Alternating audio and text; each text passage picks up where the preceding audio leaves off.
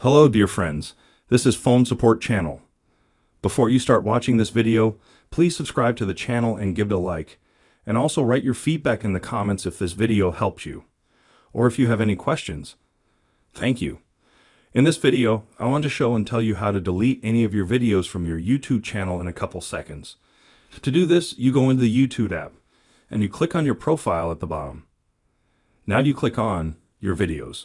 This will open up a list of all your videos. Then you need to find any video that you want to delete. For example, I want to delete this video. And next to this video you click on the button, 3 dots. And here you click on the delete button. You're prompted, you click delete. That's it. Your video has been deleted. As you can see, this is a very simple and quick way. Done. Nothing complicated.